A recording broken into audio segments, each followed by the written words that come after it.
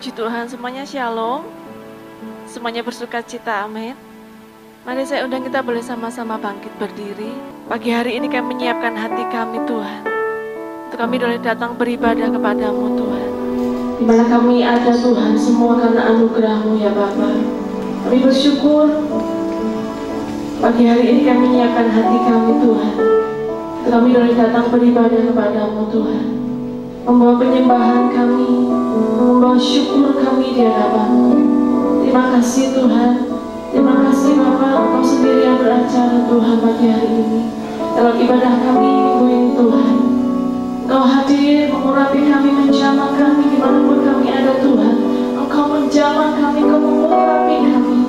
Terima kasih Tuhan dan bersyukur buat anugerah-Mu, buat kasih-Mu, buat kebaikan-Mu, buat kesetiaan-Mu dalam kehidupan kami. Kami siapkan hati kami di dalam nama Tuhan Yesus. Haleluya, haleluya. Kita berikan kemuliaan bagi nama Tuhan. Mari ada penyembahan-Mu bagi Tuhan. Nyatakan kasih-Mu kepada Tuhan. Katakan terima kasih ya Allah. Terima kasih Tuhan. Buat hari yang Kau beri.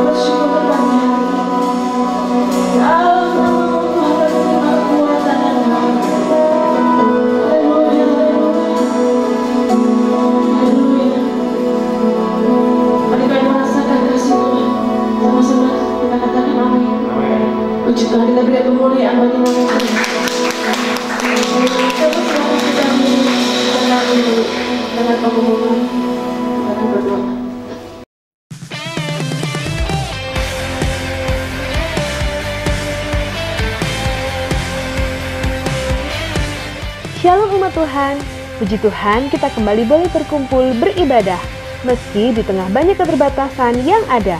Bersama saya Emilia, mari kita ikuti HOG News minggu ini.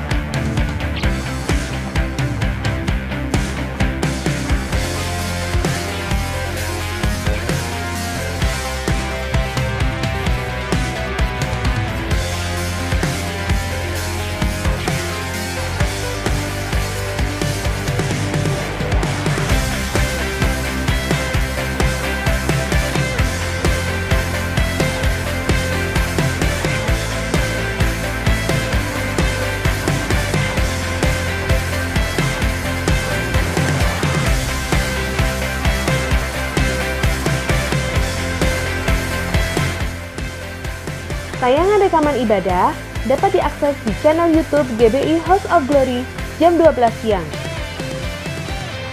Nikmati hadirat Tuhan dalam doa pagi yang diadakan setiap Selasa jam 6 pagi melalui aplikasi Zoom. Untuk link akan dibagikan di grup WhatsApp gereja. Dan bagi Bapak Ibu Saudara yang belum memiliki aplikasi, dapat segera mendownloadnya di App Store. Doa pemimpin akan diadakan pada hari Kamis 20 Agustus jam 7 malam melalui aplikasi Zoom. Untuk persembahan, Bapak Ibu dapat memasukkan ke dalam kotak persembahan di dekat pintu masuk sebelum maupun sesudah ibadah. Persembahan juga dapat diberikan melalui transfer ke nomor rekening BCA berikut.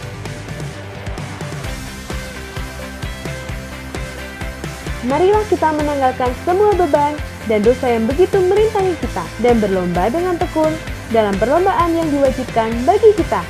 Demikian HOG News minggu ini. Tuhan Yesus memberkati.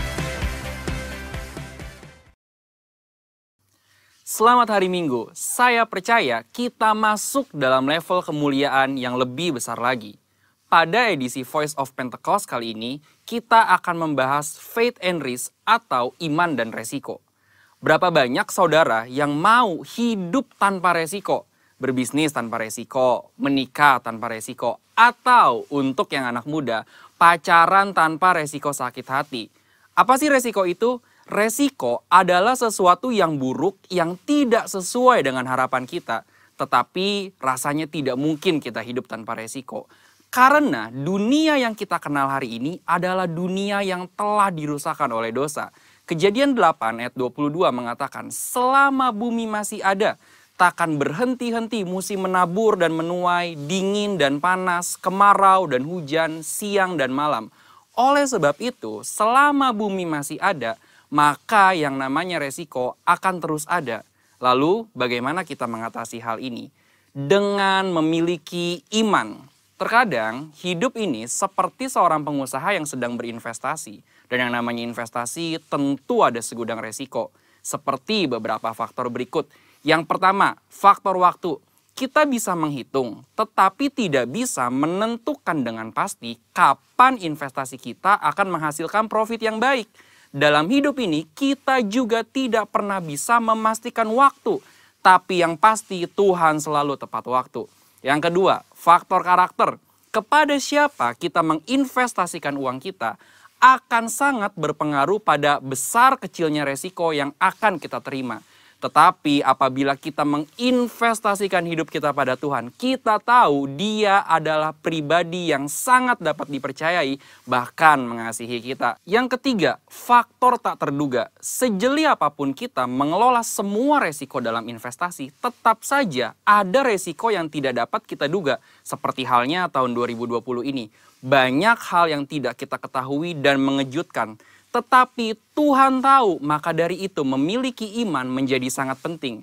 Sama halnya dengan investasi yang memiliki segudang resiko. Hidup kita hari ini juga dipenuhi dengan resiko dan bahaya. Tetapi memiliki iman dan menginvestasikannya kepada Tuhan menjadi hal yang sangat penting pada titik ini. Karena ketika kita memiliki iman, ada 3 hal yang akan kita alami. Dengan iman kita mendapatkan kepastian janji-janji Allah. Dengan iman kita mendapatkan perkenanan Allah. Dengan iman kita memperluas kerajaan Allah di bumi. Seperti yang Ibrani 11 ayat 6 katakan. Tetapi tanpa iman tidak mungkin orang berkenan kepada Allah. Sebab barang siapa berpaling kepada Allah, ia harus percaya bahwa Allah ada. Dan bahwa Allah memberi upah kepada orang yang sungguh-sungguh mencari Dia. Resiko akan selalu ada dan tidak bisa kita hindari di dalam dunia yang telah dirusakkan oleh dosa ini. Tetapi kita, orang Pentakosta, tidaklah harus menjadi takut akan hal ini. Melainkan mempergunakan iman untuk dapat mengelola setiap resiko yang ada dalam kehidupan.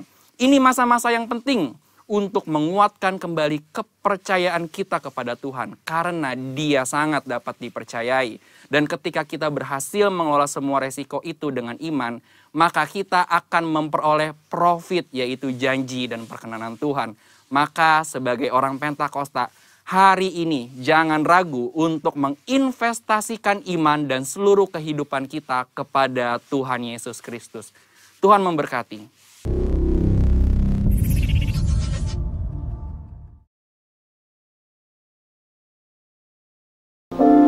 Shalom saudara. Apa kabar hari ini? Luar biasa. Mari kita sama-sama berdiri, kita berkatakan janji Tuhan di tahun 2020. Tahun 2020, tahun dimensi yang baru. Sekali lagi, tahun 2020, tahun dimensi yang baru. Kita akan dapat Tuhan kita yang luar biasa. Saudara, di ibadah yang kedua ini Saudara diharapkan untuk tetap menggunakan masker selama di dalam tempat ibadah, pertama. Dan yang kedua, saudara, di saat nanti ibadah selesai, saudara jangan langsung keluar, tapi duduk aja di tempat. Nanti ada yang bagian aba-aba untuk memberitahu ke saudara sudah waktunya keluar atau tidak. Jadi kalau sudah waktunya keluar, segera keluar. Kalau mau lanjutkan ngobrol, saudara bisa ngobrol di luar.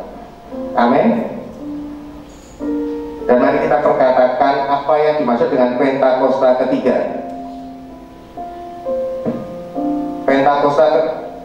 Pentakosta ketiga, satu. Pentakosta ketiga adalah satu. Pentakosta ketiga adalah satu, pencurahan Roh Kudus yang dahsyat di zaman now melebihi yang terjadi di Asus Asrid. Dua, Pentakosta ketiga akan mengakibatkan penuaian jiwa yang terbesar dan terakhir sebelum Tuhan Yesus datang kedua kali. Tiga, Pentakosta ketiga akan membangkitkan generasi Yeremia, yaitu anak-anak muda yang dipenuhi Roh Kudus, cinta mati-matian kepada Tuhan Yesus, tidak kompromi terhadap dosa, dan akan bergerak untuk memenangkan jiwa. Empat, Pentakosta ketiga lahir di Indonesia dan bergerak ke bangsa-bangsa. Gerakan ini dari timur ke barat dan akan kembali ke Yerusalem. 5. Pentakosta ketiga akan memberi kuasa untuk menyelesaikan amanat agung, dan setelah itu Tuhan Yesus datang kembali. Mari kita sama-sama berdoa. Mari kita sama-sama berdoa. Haleluya. Makasih Bapak buat ibadah di masa pandemi sekarang ini. Tuhan, bersyukur Tuhan. Semua karena kemurahan dan kebaikan Tuhan. Kami percaya Tuhan, Tuhan menyertai setiap kami Bapak. Kami juga berdoa Tuhan di pagi hari ini buat setiap pemimpin kami ya Bapak. Dari Pak Niko, dari Pak Ruby ya Tuhan Yesus, Pak Niko Raja di Jakarta, Pak Ruby Dirgantara di Purwokerto, Gembala kami ya Tuhan, Bapak Timotius Andi, dan Ketua BPH GBI. Tuhan juga menyertai ya Tuhan Yesus, Tuhan memberkati ya Tuhan Yesus, Bapak Adi,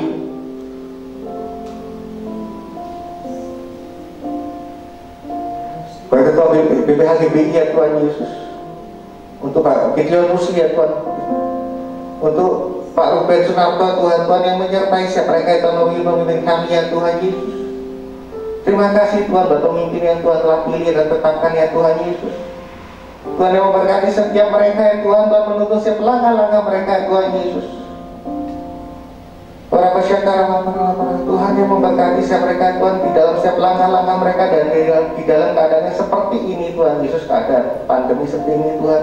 Tuhan yang berikan hikmat, Tuhan yang tuntun setiap langkah-langkah mereka. Tuhan berkati kehidupan mereka, Tuhan berkati kesehatan mereka, Tuhan berkati keluarga mereka, Tuhan berkati pelayanan mereka Tuhan Yesus. Semakin hari semakin lebih luar biasa lagi. Terima kasih Bapak, kami juga berdoa Tuhan buat bangsa Indonesia ini Tuhan Yesus. Terima kasih Tuhan buat bangsa Indonesia ini Tuhan. Tuhan patah taruh kami di bangsa ini Tuhan Yesus, Tuhan memberkati Tuhan Yesus. Dari presiden, wakil presiden, menteri-menterinya semua dipakai Tuhan dan luar biasa, diberkati Tuhan, dan rotak-rotakan Allah dan diberandaikan Tuhan Yesus. Terima kasih Tuhan, Tuhan berkati Indonesia dalam ekonomi, dalam segala hal yang Tuhan berkati. Saya percaya Tuhan Yesus, bangsa ini mampu melewati segala persoalan masalah yang ada sekarang ini Tuhan. Kami juga berdoa buat kami ya Tuhan Yesus. Kota kami tercinta Wonosobo. Wonosobo diberkati Tuhan. Kami percaya Tuhan, kami melawat kota Wonosobo ini ya Tuhan Yesus. Dan kami percaya Tuhan, Pentakosta ketiga terjadi atas kota ini Tuhan Yesus. Terjadi lawatan Tuhan yang luar biasa Tuhan Yesus. Kota ini dibangkitkan dan dimenangkan oleh Tuhan Yesus. Makasih Bapak, Tuhan berikan kota Wonosobo ini semakin luar biasa Tuhan, Tuhan berkati dari tanah, air, dan juga atmosfer Tuhan diberkati Tuhan dan luar biasa. Pertanian, perikanan, ekonomi, sosial, budaya semua diberkati Tuhan dan luar biasa. Saya percaya Tuhan melawat anak-anak-Mu Tuhan di Wonosobo Tuhan Yesus. Yang belum mengenal Tuhan akan mengenal Tuhan semakin luar biasa. Terima kasih Bapak. Dan kami serahkan semua dalam tangan kuasa-Mu Tuhan Yesus. Kami juga berdoa jemaat-Mu di tempat ini Tuhan. Kami percaya jemaat-Mu adalah jemaat yang akan terus mengenal Tuhan lebih dalam lagi, lebih luar biasa lagi Tuhan Yesus. Baik yang hadir hadir maupun tidak hadir, maupun yang akan ibadah online di rumah Tuhan. Kau menyertai memberkati setiap mereka Tuhan Yesus. Dan kami percaya Tuhan Yesus, selawatan akan selalu terjadi buat setiap umat-Mu di tempat ini ya Bapa. Di dalam nama Tuhan Yesus kami bersyukur. Haleluya. Amin.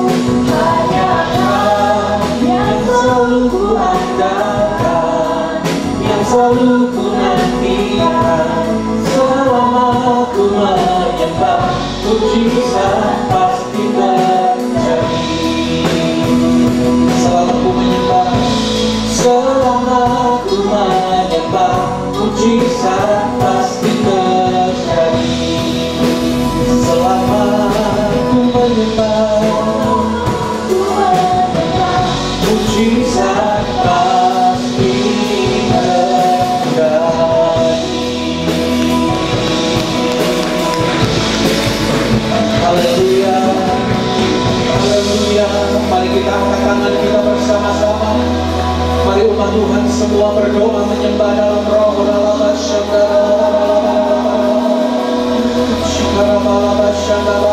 Semuanya menyembah, semuanya menyembah.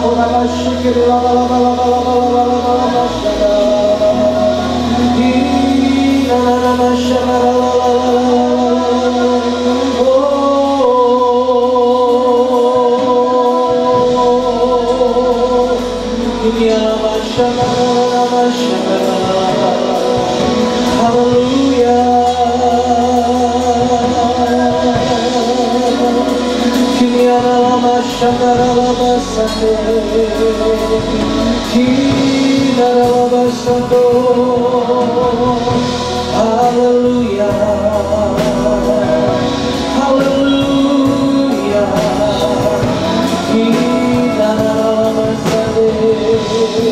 Oh, semuanya menyembah, sembah dalam roh. Terima kasih. Terima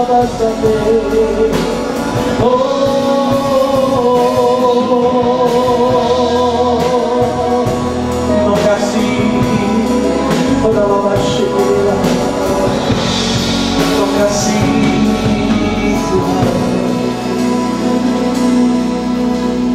Kami sungguh bersyukur Bapa untuk ibadah yang kami boleh nikmati di tempat ini. Kami sungguh merasakan hadirat Tuhan menjamah kehidupan kami. Terima kasih Bapa, Engkau memberkati setiap umat-Mu, baik yang ada di tempat ini, juga yang belum dapat hadir dan mengikuti ibadah online di rumah. Engkau juga menjamah dan memberkati kami semua. Terima kasih Bapa, kami siap mendengar kebenaran firman-Mu yang membawa hidup kami berkenan kepada Tuhan. Dalam nama Tuhan Yesus. Haleluya. Sama-sama katakan amin. Amin. Tepuk tangan bagi Allah kita. Silakan duduk Bapak Ibu. Shalom Bapak Ibu yang dikasihi Tuhan. Saya bersyukur kita boleh kembali berjumpa, dan saya berdoa berharap kita semua baik-baik ya. Saya menyapa juga seluruh jemaat yang tidak dapat hadir, yang ada di rumah, yang mengikuti ibadah online, baik yang di Wonosobo juga di kota Semarang. Tuhan memberkati saudara. Nah saudara, hari ini kita bersama-sama akan belajar ya apa yang menjadi fokus hidup kita. Nah saudara, ini adalah pertanyaan bagi kita semua, dan kita bisa jawab pertanyaan ini setelah kita nanti selesai dengar firman hari ini. Nats kita dalam 2 Korintus pasal yang keempat ayat yang ke-18. Mari saya mengajak kita membaca dengan suara yang keras. 2-3. Sebab kami tidak memperhatikan yang kelihatan, melainkan yang tak kelihatan. Karena yang kelihatan adalah sementara, sedangkan yang tak kelihatan adalah kekal. Katakan amin, saudara. Saudara, untuk memahami apa yang seharusnya tidak menjadi fokus orang percaya atau orang Kristen, dan agar kita juga mengerti apa yang menjadi fokus yang benar dalam kehidupan Kristen yang sesungguhnya. Saudara, sebelum kita masuk kepada poin-poin untuk menjelaskan hal ini, kata memperhatikan di sana ya, dalam ayat aslinya atau tulisan aslinya yaitu kata Yunani dituliskan dengan kata blepomena. Untuk bagian ini terjemahan bahasa Indonesia lebih jelas dibandingkan terjemahan bahasa Inggris ya. Inggris hanya ditulis look, tetapi Indonesia ditulis memperhatikan. Dan menurut tulisan dari Kamus Strong, saudaraku, seharusnya ini berarti memperhatikan ini ditulis dengan to take aim at ya. Atau seorang bernama John Trapp, dia berkata to aim at. Apa artinya saudaraku? Aim dijelaskan dalam Oxford Learner's Pocket Dictionary dengan point ya, a weapon or object towards, atau titik sasaran atau objek yang dituju.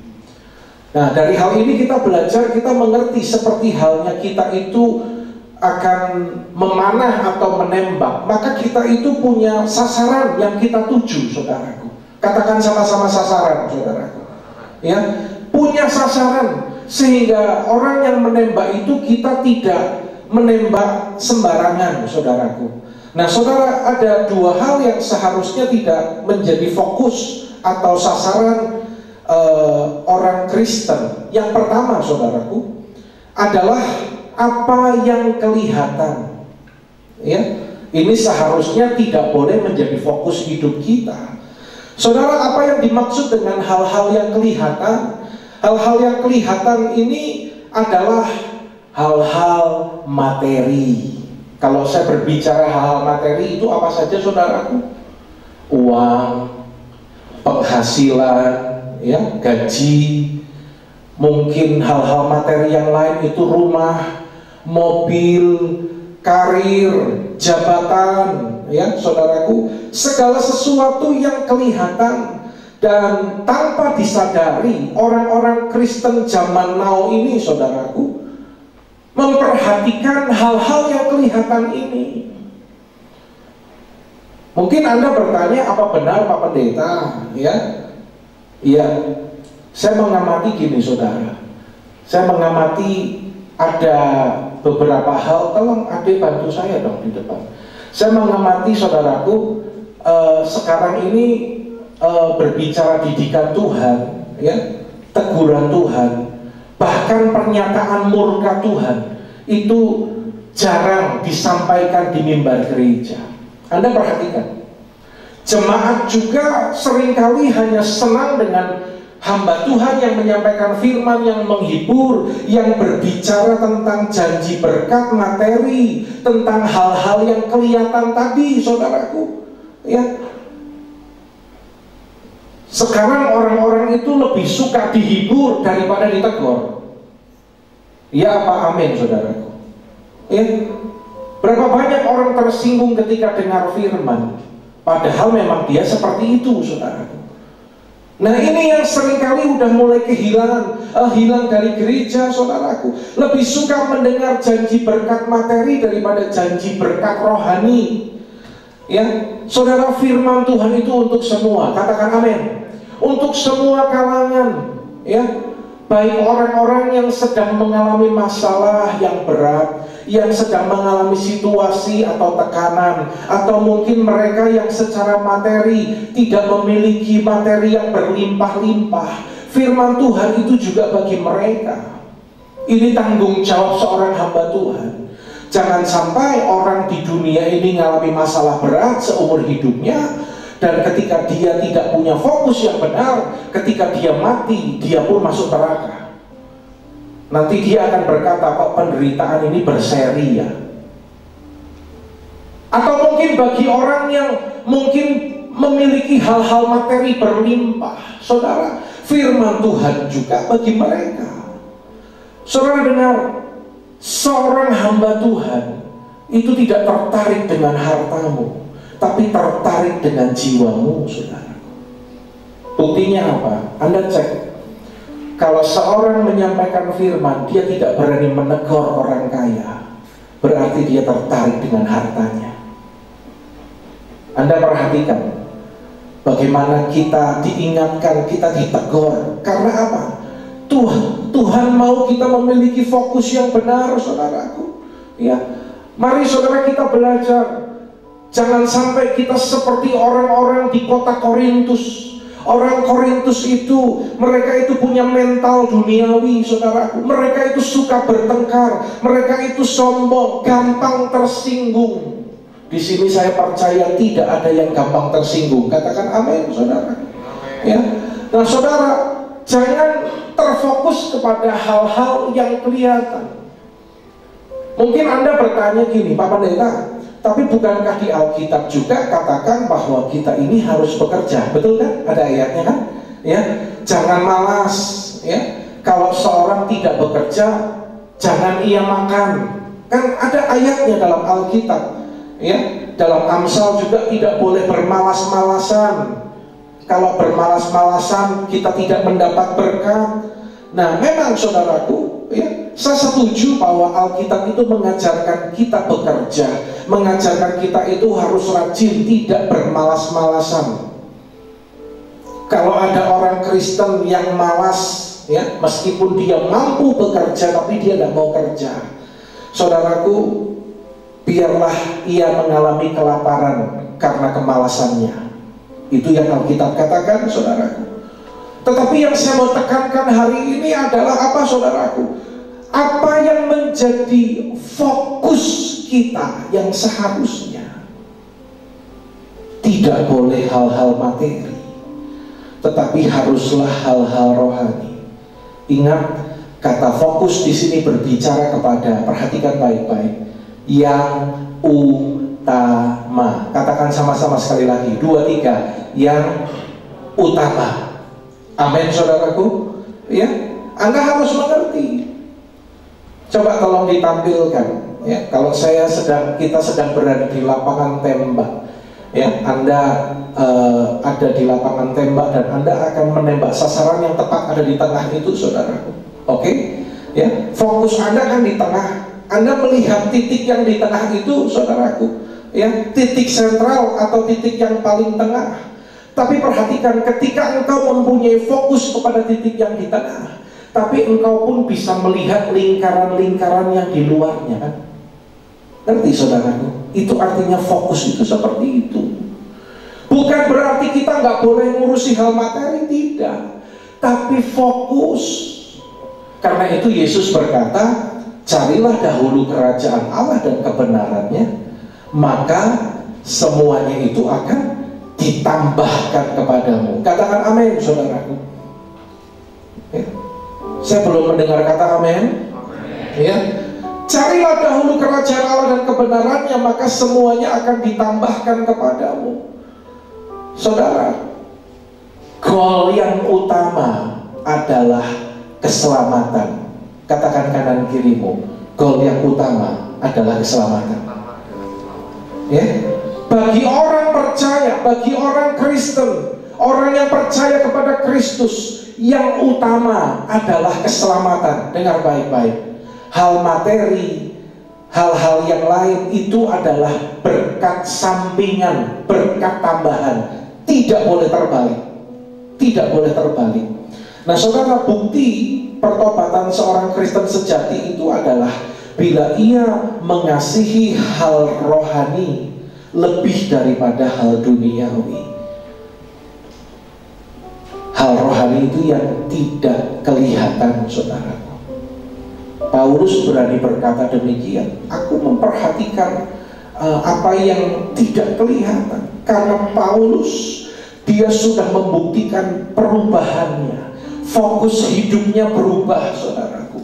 Bagaimana seorang Paulus, dulu Saulus, dia adalah seorang yang sangat terkenal, dia sukses. Namun ketika dia percaya kepada Tuhan Yesus, dia kehilangan reputasinya dan dia mulai mengalami kesusahan, mulai mengalami dianiaya. Perhatikan, dia mulai mengalami hal-hal yang tidak enak dalam kehidupannya.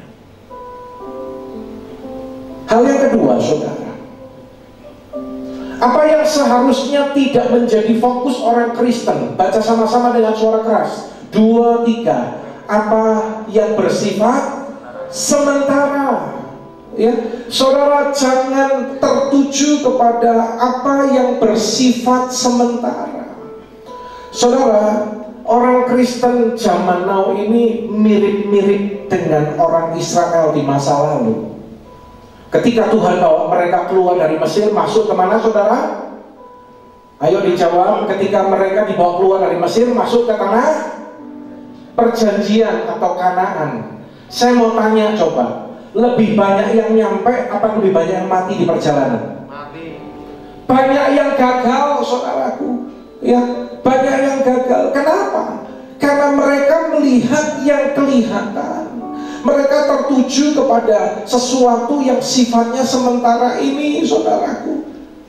Sepertinya mereka keluar dari Mesir, tetapi sesungguhnya Mesir itu belum lepas atau belum keluar dari hati mereka. Ini bahaya, saudara. Jangan sampai kita menjadi orang Kristen sudah keluar dari kegelapan, tapi kegelapan belum keluar dari hati kita. Kalau pelayanan, ya, muji Tuhan sepertinya oke, tetapi maaf, kehidupan sehari-harinya tidak baik. Ini tidak boleh terjadi, saudara. Kita aja masuk ruangan ini protokolnya ketat, ya, lebih ketat dari dinas kesehatan, saudara. Ya, kalau di kantor pemerintah itu cuci tangan, lalu dites suhu tubuh. Di sini cuci tangan, semprot sepatu, ya, lalu ditermalkan, dicek suhu tubuh. Masih kurang lagi dikasih disinfektan tangannya, saudaraku. Ya, tidak apa-apa, itu baik. Tapi berapa banyak orang tidak sadar. Dengar baik-baik ini. Beresin hati, beresin hidup sebelum masuk ruang ibadah. Berapa banyak orang datang di ibadah, hatinya masih penuh dengan kepahitan, hatinya masih penuh dengan kejengkelan, saudaraku. Masih ada kekhawatiran yang menguasai hidupnya dan dia tidak merasa perlu membereskan itu. Ini ironis, saudaraku. Ya, saya tahu Tuhan bicara ini supaya kita itu sadar mana fokus atau prioritas yang benar dalam kehidupan kita. Perubahan hati yang terjadi pada diri orang yang telah bertobat. Sebelum pertobatan, setiap keinginan Anda adalah untuk hal-hal duniawi. Anda tidak menginginkan hal-hal tentang Tuhan. Sebelum bertobat, hati Anda menentang hal-hal tentang Tuhan. Anda mencintai hal-hal duniawi yang Anda miliki atau berpikir tentang hal duniawi. Anda tidak mau memikirkan Tuhan. Anda tidak mendengar, tidak menginginkan untuk mendengar atau berpikir tentang kehidupan yang akan datang di sorga. Sebelum Anda bertobat, Anda tidak menyukai Tuhan atau hal-hal yang suci. Anda tidak suka berpikir tentang semua itu atau berbicara tentang semua itu, atau terlalu banyak mendengar tentang hal-hal itu. Anda menjadi heran mengapa banyak orang yang senang ya mendengar tentang semuanya itu dan berdoa. Karena bagi Anda sendiri, sebelum Anda bertobat, Anda berat untuk memikirkan hal-hal tentang Tuhan. Tetapi saudaraku, setelah pertobatan, tidak ada sesuatu yang lebih menarik daripada Tuhan. Saudaraku, ini yang harus menjadi perhatian kita, ya. Apa yang kelihatan atau hal-hal duniawi adalah sementara. Katakan, yang kelihatan, lebih keras lagi, 2, 3, yang kelihatan sementara. Ya, itulah yang harus menjadi fokus saudara dan saya. Ya, fokus hidupmu, fokus hatimu. Ya, fokus kita. Orang-orang yang berkata sudah bertobat, sudah lahir baru. Orang berkata sudah bertobat, lahir baru, tapi fokusmu bukan hal-hal yang di atas. Itu pertobatan palsu, saudara. Kita sekarang melihat fokus yang benar itu apa. Next. Fokus yang benar dalam kehidupan orang percaya adalah yang pertama, suara keras, 2, 3, hal-hal yang tidak kelihatan. Sekali lagi katakan kanan kirimu, 2, 3. Lebih keras supaya kedengaran di rekaman nanti. 2, 3. Ya, ini fokus yang benar, saudara. Hal-hal yang tidak kelihatan. Saudaraku,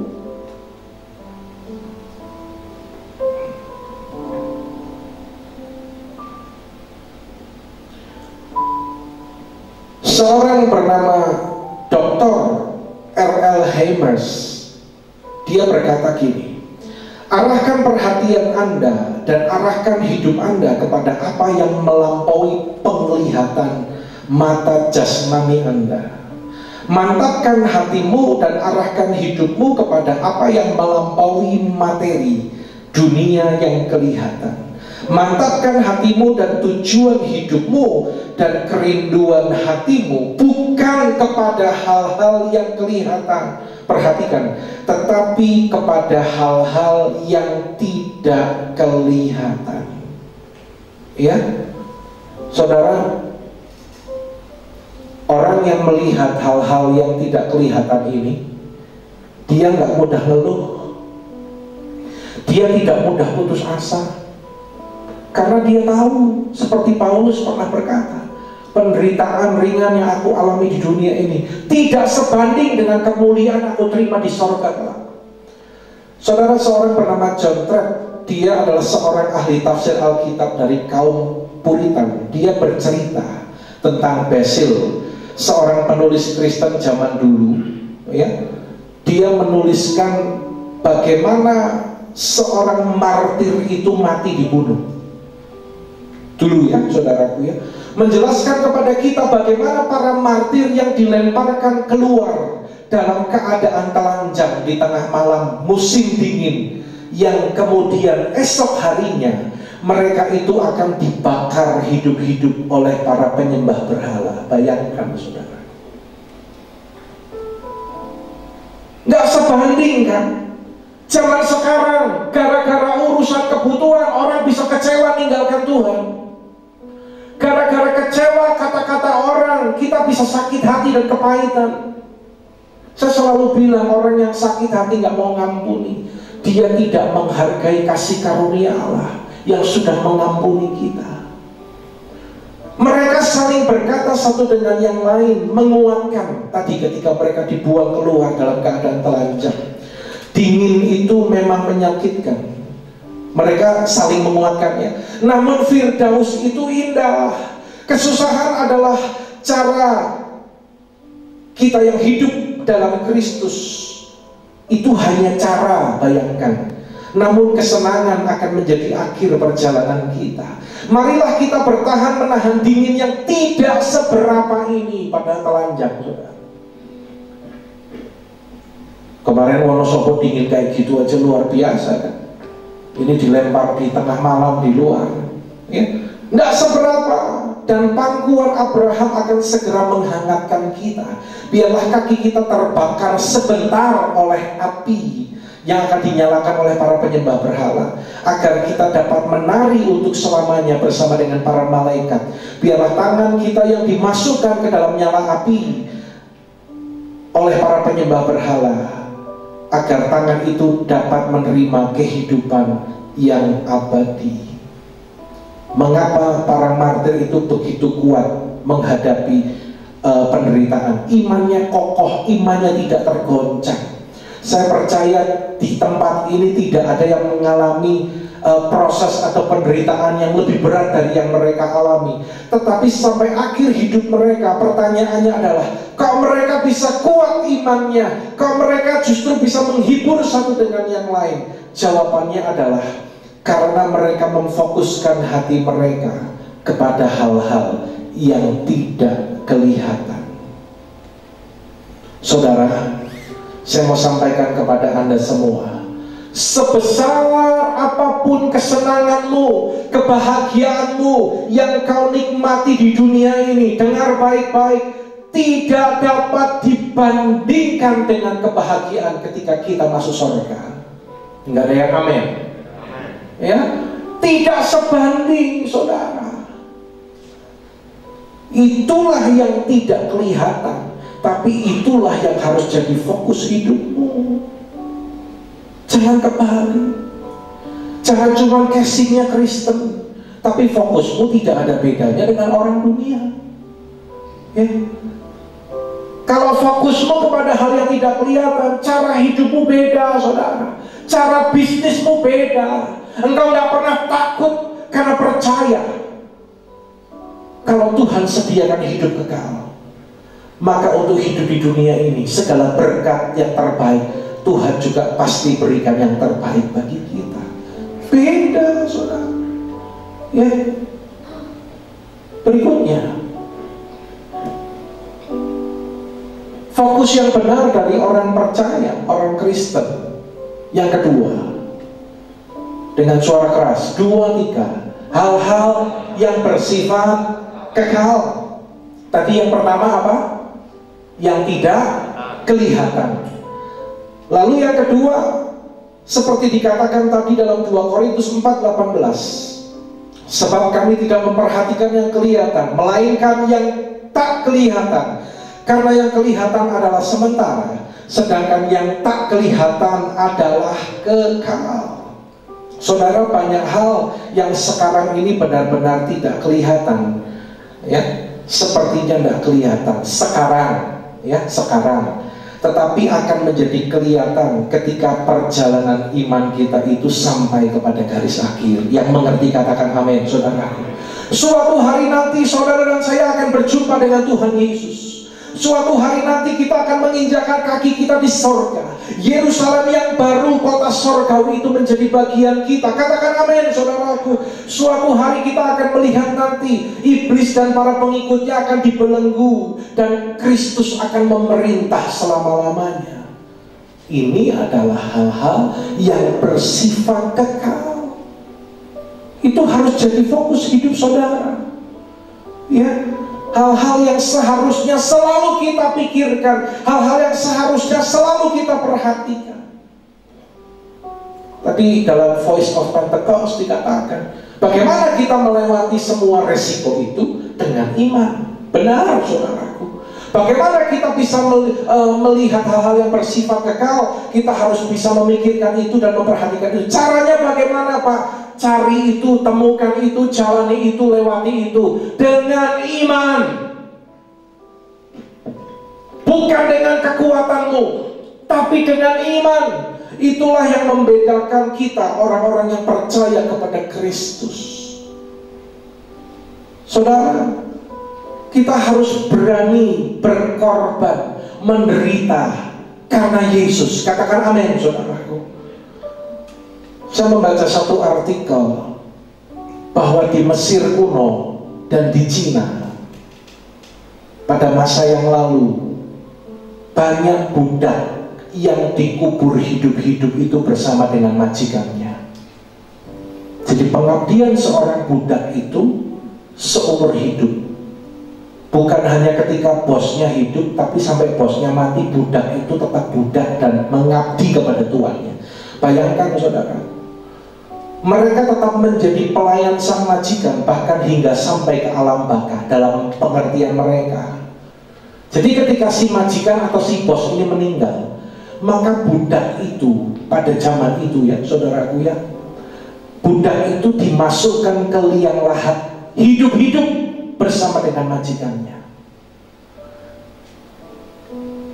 Dari hal ini saya merenungkan bagaimana bisa ya untuk seorang majikan di dunia saja orang bisa mengabdikan seluruh kehidupannya. Dan saya bertanya, Tuhan, bukankah demikian seharusnya orang-orang Kristen, umat Tuhan, umat pilihan Tuhan, orang yang berkata telah ditebus oleh darah Yesus, yang berkata telah memperoleh kemenangan, yang berkata dalam pujian Tuhan, Yesus baik, yang selalu berkata, saudaraku, bahwa Tuhan segalanya, tetapi kadang untuk prioritas buat Tuhan saja kita tidak bisa. Saudara, renungkan ini baik-baik. Tuhan mau kita sungguh-sungguh memiliki fokus yang benar, saudaraku, supaya engkau tidak kecewa nanti ketika berjumpa dengan Tuhan. Hidup di dunia ini cuma satu kali. Kalau kita menjalaninya salah, keliru, kita tidak masuk surga, saudara. Kita harus kerjakan keselamatan ini dengan sungguh-sungguh. Imanmu yang menentukan kemenanganmu. Saya berdoa di masa-masa yang tidak mudah, yang sulit ini, saudara tetap menang. Saudara tetap kuat dengan imanmu. Katakan amin. Engkau tetap kuat karena engkau melihat kepada hal-hal yang tidak kelihatan dan kepada hal-hal yang bersifat kekal. Amin untuk firman Tuhan. Bereskan Alkitab kita. Saya undang Bapak Ibu Saudara kita bangkit berdiri. Kita datang kepada Tuhan.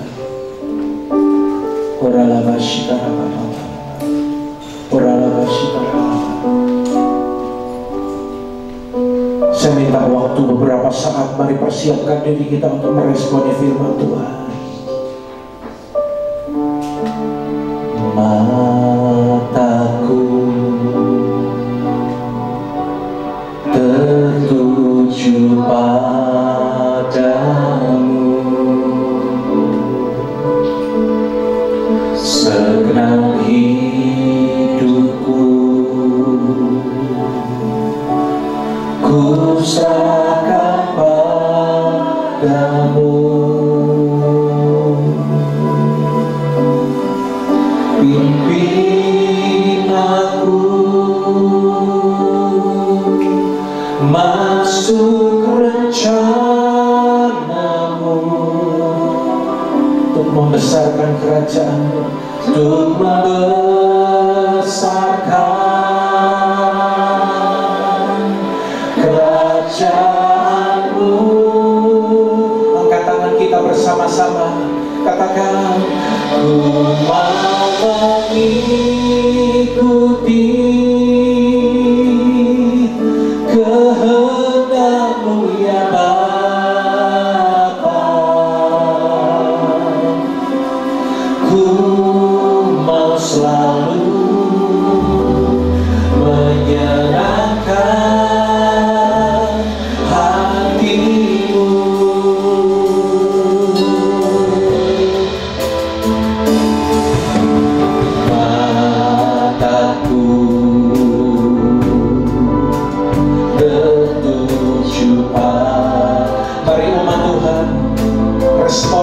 Tuhan dengan pujian ini. Senang hidupku serahkan padamu. Pimpin aku masuk rencanamu,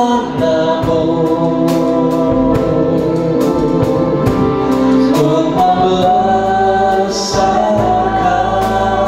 kerajaanmu. Mari angkat kedua tangan kita. Oh, ku mau mengikuti kehendak-Mu ya Bapa. Ku mau selalu menyenangkan hati-Mu. Ku mau mengikuti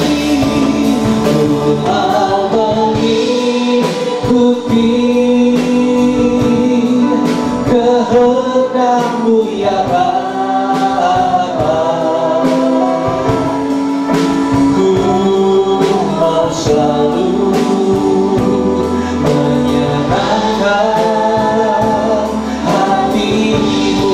Sekali lagi, mari bersama katakan, ku mau mengikuti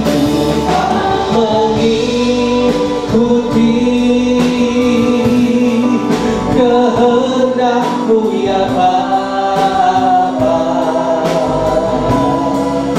Ku mau selalu menyenangkan hati-Mu. Mari yang mau menyenangkan Tuhan, padang kepada Dia. Ku mau selalu menyenangkan hati-Mu. Ku mau selalu menyenangkan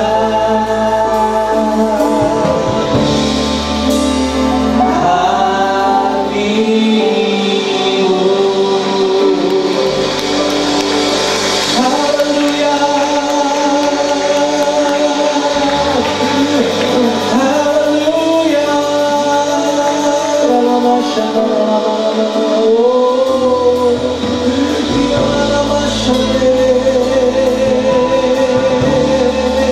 Mari beberapa saat ini kembali menyembah Tuhan. Tetap angkat tanganmu, saudaraku, sembah Dia. Mari setiap umat Tuhan sembah Dia. Jangan ada yang berdiam diri, semuanya menyembah.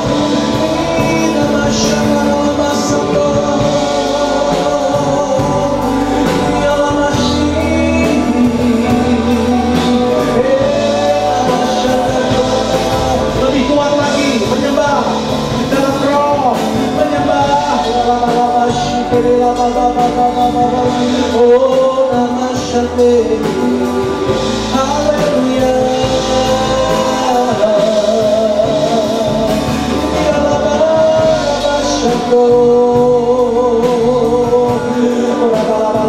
Mari semua menikmati penyembahan kepada Tuhan.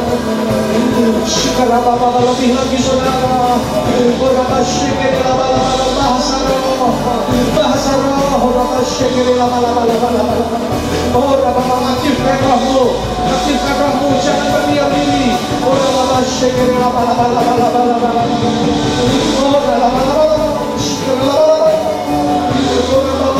Hadirat Tuhan ada di tempat ini. Tuhan sedang menjamah kehidupanmu. Roh Kudus sedang memulihkan hidupmu. Menginsafkan kita akan segala dosa dan pelanggaran kita. Pulihkan kami umat-Mu Tuhan. Bebaskan kami dari apa yang tidak kami sadari. Ampuni Tuhan kalau selama ini fokus kami salah Tuhan. Tanpa sadar kami melihat yang kelihatan saja. Kami hanya melihat sesuatu yang terlihat dengan mata jasmani kami. Kami hanya melihat sesuatu yang sementara di dunia ini Tuhan. kami tidak sadari itu, tapi hari ini Engkau mengingatkan kami agar fokus kami Tuhan kepada apa yang tidak kelihatan dan yang kekal. Terima kasih Bapa. Terima kasih Engkau menyempurnakan Tuhan apa yang hamba-Mu boleh sampaikan. Hamba-Mu terbatas, tapi Roh-Mu tidak terbatas bekerja atas hidup umat-Mu. Mari umat Tuhan buka hatimu dan buka kedua tanganmu. Terima pengurapan Roh Kudus turun atas kehidupan saudara saat ini. Bapa, hamba-Mu percaya Engkau yang memegang kehidupan setiap umat-Mu Tuhan. Mereka akan tetap kuat menghadapi situasi yang berat ini. Mereka akan tetap tampil sebagai pemenang, karena mereka berpengharapan hanya kepada Tuhan. Karena mereka hidup oleh iman, bukan hidup dengan perasaan, bukan hidup dengan pikiran manusia, bukan hidup dengan kekuatan kami Tuhan, tapi mereka sungguh-sungguh hidup dengan kekuatan yang berasal dari Tuhan. Diberkatilah seluruh kehidupanmu saudara. Dunia akan melihat perbedaan antara engkau yang percaya kepada Kristus, hidupmu dijaga, dibela, diberkati oleh Tuhan. Angkat lebih tinggi tangan kita. Terima berkat Tuhan. Terimalah berkat kasih karunia berlimpah dari Bapa di surga.